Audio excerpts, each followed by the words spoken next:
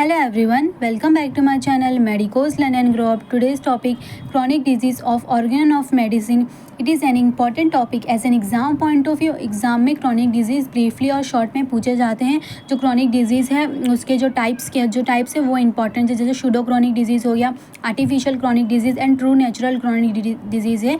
ये सब इंपॉर्टेंट है जो कि शॉर्ट में और ब्रीफली में पूछे जाते हैं. सबसे important true natural chronic disease है जो है मियाज में है, जिसमें 16 सिफिलिक साइकोसिस आते हैं जो कि ब्रीफली 10-20 मार्क्स में पूछे जाते हैं. तो स्टार्ट करते हैं. क्रॉनिक डिजीज़ क्या है? These disease are called chronic which by their very in nature. उस डिज़ीज़ को क्रॉनिक बोलेंगे जो कि क्या होता है, वेरी इन नेचर होता है. बहुत सारे डिफरेंट टाइप्स के होते हैं. वेरी इन नेचर होता है. आर लास्टिंग एंड मतलब वो क्या लॉन्ग टाइम के होते हैं. लॉन्ग पीरियड होता है उनका क्रॉनिक डिजीज़ का. Even when they appear to be remove by the treatment. और वो अपीयर होते हैं जबकि ट्रीटमेंट होने के बाद भी वो उनके साइन एंड सिम्टम्स अपीयर होते हैं पेशेंट में. Always return at more or less short intervals. और जो साइन एंड सिम्टम्स है वो पेशेंट में मोर और लेस शॉर्ट इंटरवल के बाद वापस रीअपियर होते हैं, रिटर्न आते हैं with the same or similar symptoms के साथ. तो वापस देख लेते हैं. Those disease are called chronic which by their very in nature are lasting and even when they appear to be remove by the treatment always return at more or less short interval with the same or similar symptoms. ये था definition of chronic disease का. Chronic disease क्या ये following characteristic follow करती है. Having following characteristic. First gradual means वो जो chronic disease होती हैं वो स्लोली डेवलप होती है. लॉन्ग पीरियड होता है इनका, धीरे धीरे वो डेवलप होती रहती है. इंसीडियस होती है मीन्स वो क्या स्प्रेड धीरे धीरे वो पूरे बॉडी में ऐसे स्प्रेड होती रहती है. इम्परसेप्टिबल होती है और बिगनिंग इम्परसेप्टिबल होती है कभी बिगनिंग में. जैसे कि वो जब वो ग्रो होती रहती है बिगनिंग में तो वो ऑब्जर्व नहीं होता, दिखता नहीं है, पर वो धीरे धीरे ग्रो होता है और हमारे पूरे बॉडी को हार्म पहुंचाते जाता है. जो वाइटल फोर्स है उसको डिरेंज करता रहता है. अनलिमिटेड होता है और लाइफ लॉन्ग सर्विंग मतलब बहुत लॉन्ग टाइम के लिए उसकी सफरिंग होती है. It is not extinguished by vital force alone. ये ऐसी क्रॉनिक डिजीज़ वो डिजीज़ होती है जो कि वाइटल फोर्स अकेले एक्सटिंग्यूज उसे बाहर नहीं निकाल सकता, एनिहिलेट नहीं कर सकता फ्रॉम द पेशेंट के बॉडी से और जो बॉडी है पेशेंट की उससे. क्योंकि उसको मेडिसिन की जो होम्योपैथिक ट्रीटमेंट एक प्रॉपर ट्रीटमेंट चाहिए रहता है. होम्योपैथिक मेडिसिन और उसके थ्रू वो निकालेगा. वाइटल फोर्स अकेले एक्सटिंग्यूज नहीं कर सकता डिजीज़ जो होती है क्रॉनिक उसको. नो टेंडेंसी टू डिसलाइन और रिकवरी. ये जो क्रॉनिक डिजीज़ होती है उसको ऐसे मतलब जब तक उसका होम्योपैथिकली ट्रीटमेंट नहीं हो तब तक उसको डिसलाइन बाहर नहीं निकाल सकते और रिकवरी नहीं हो सकती. May continue through the next generation unless treated homeopathically. जब तक वो ट्रीट नहीं होगा वो क्या होगा, वो डिसलाइन और रिकवरी नहीं हो सकती. और वो अगर ट्रीट नहीं हुआ पेशेंट तो वो मे continue through the next generation तक भी कंटिन्यू हो सकता है. Destroy the organism in the long run if the untreated. जो क्रॉनिक डिजीज़ से पेशेंट सफ़र करते हैं उसको क्या वो डिस्ट्रॉय कर देते हैं chronic disease in the long run if untreated. अगर अनट्रीटेड है तो. Type of chronic disease. 3 types के क्रॉनिक डिजीज़ होते हैं. Pseudo chronic disease, artificial chronic disease, true natural chronic disease. तो फर्स्ट है शूडो क्रॉनिक डिजीज़. देखते हैं शूडो क्रॉनिक डिजीज़ का डेफिनेशन क्या है. Pseudo chronic disease are those disease which person bring upon themselves due to the continuous exposure to some avoidable noxious influence. मतलब pseudo chronic disease मतलब false chronic disease होते हैं जो कि वो डिजीज़ होते हैं जो विच person bring upon them self. जो पर्सन खुद ही वो लाता है उसके खुद के किसी में जो एक कोई हैबिट्स है, एडिक्शंस है, कुछ है जो कि वो मेंटेन करके रखता है.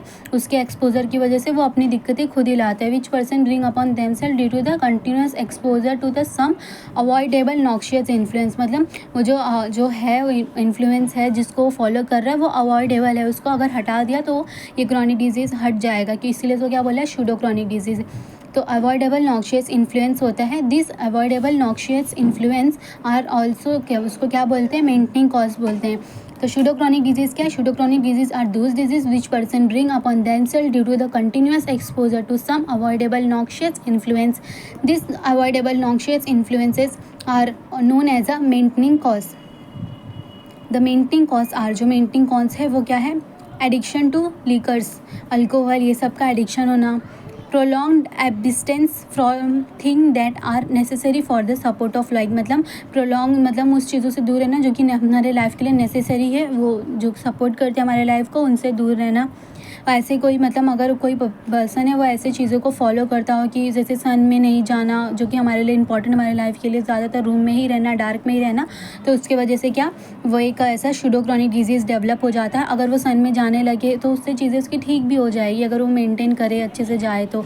इसीलिए क्या है, सूडो क्रॉनिक डिजीज़ बोलते हैं। रेसिडिंग इन अनहेल्थी लोकेलिटीज़, जैसे रेसिडिंग जो अनहेल्थी लोकेलिटीज़ लोकल एरिया पे रह रहा है, स्पेशली इन मार्शी डिस्ट्रिक्ट, मतलब जहाँ पे ज़्यादातर वाटर का फ्लो हो, गिली गिली एरिया हो, मतलब वेट हो उस जगह पे।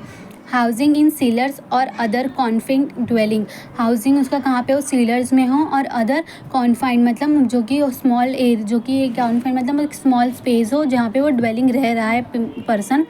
डिवेप्रेशन ऑफ एक्सरसाइज और ओपन एयर, डिवेप्रेशन मतलब लैक ऑफ एक्सरसाइज होना और ओपन एयर में नहीं जाना ज़्यादा। Over exertion of body and mind, मतलब ज़्यादा ओवर एक्सर्शन होना, बहुत ज़्यादा सोचना, थक जाना body and mind. Living in constant state of worry etcetera. Because such a condition continues for long, they look like a chronic disease. Because क्योंकि ये जो conditions है वो लॉन्ग टाइम से क्या होती है, चलती रहती है, इसकी वजह से कैसी दिखती है, वो chronic disease की तरह दिखती रहती है, इसलिए are name so, but in fact they are not. क्योंकि ये ऐसी दिखती है कि क्रॉनिक डिजीज़ है क्योंकि वो पर्सन वो मेंटेन, ये जो चीज़ें हैं मेंटेन कॉज उसको मेंटेन करके रखता है इसी वजह से, बट वो चीज़ों इसीलिए उसको क्या क्रॉनिक डिजीज़ दिखता है, बट वो होता नहीं है। This state of ill health which person incur themselves disappear spontaneously with the removal of maintaining cause. जो कि ये जो है उसका इल ऑफ द हेल्थ चल रहा है, वो क्यों चल रहा है, क्योंकि वो खुद ही वो चीज़ें ला रहा है मेंटेनिंग कॉज को मेंटेन करके। अगर वो मेंटेनिंग कॉज को हटा देता है अपनी लाइफ से और अपना अच्छा रूल फॉलो करेगा, अच्छे से सन में जाएगा जैसे फॉर एग्जांपल, तो वो क्या उसके जो अगर वो जो अवॉइडेबल नॉक्शियस इन्फ्लुएंस है उसको वो अपने लाइफ से हटा देगा, तो वो उसका जो पर्सन रहेगा वो ठीक हो जाएगा, क्योर हो जाएगा, रिकवरी हो जाएगी अपने आप। तो वो क्या बोला है कि वो जो पर्सन है अगर डिसअपियर जो सिम्टम्स है वो डिसअपियर स्पॉन्टेनियसली हो जाएगा with the removal of maintaining cause, so they can not be called as a chronic disease. इसलिए इसको क्या बोला गया, pseudo chronic disease. And second कौन सा है, artificial chronic disease. Artificial chronic disease include करते हैं एफरिजन 74, 75, 76 एंड 41। डेफिनेशन क्या है, the artificial chronic disease are those disease which are produce artificially in the allopathic non healing art by the prolong use of violent heroic medicine in the large and ever increase doses. मतलब जो artificial chronic disease वो disease होते हैं जो कि produce होते हैं artificially, मतलब जो एलोपैथी का बहुत सारा ट्रीटमेंट ले लेना उसके और जो भी हैवी डोज लेना, जिसकी वजह से क्या एक आर्टिफिशियल डिजीज़ का डेवलप हो जाता है।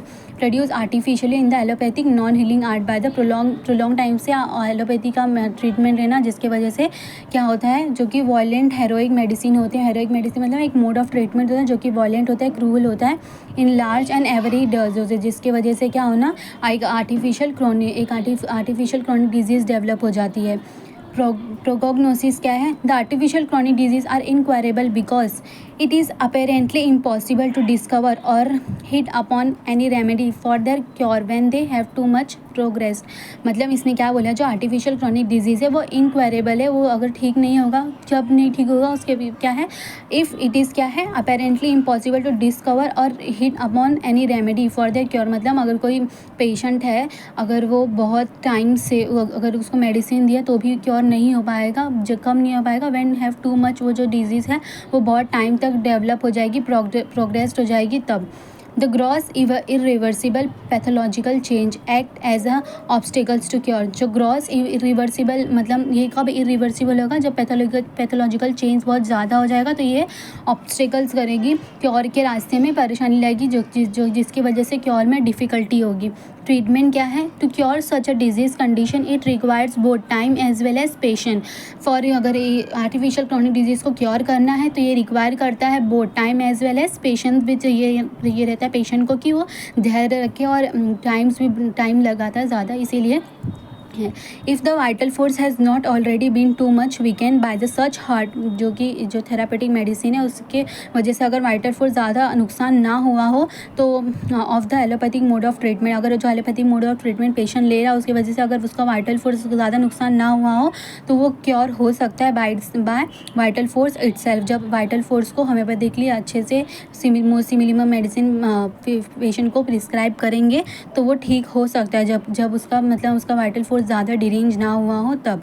तो appropriate medicine aid should be given for the eradication of the chronic miasm if present in the background. तो अगर वाइटल फोर्स क्या है मतलब ज़्यादा हर्टफुल ना हुआ है, थेरापेटिक प्रैक्टिस है, तो एलोपैथिक ऑफ जो ट्रीटमेंट ले रहा है पेशेंट इसकी वजह से ज़्यादा हर्टफुल उसका ना हुआ, वाइटल फोर्स डिरेंज ना हुआ हो, तो अगर होम्योपैथिकली अच्छे से दिया जाए पेशेंट को तो वो ठीक हो सकता है। ये था artificial chronic disease. And second part में हम देखेंगे ट्रू नेचुरल क्रॉनिक डिजीज़ जो कि है मियाज, सोरा, सिफिलिस, साइकोसिस। उसको नेक्स्ट वीडियो में देखेंगे। That's it.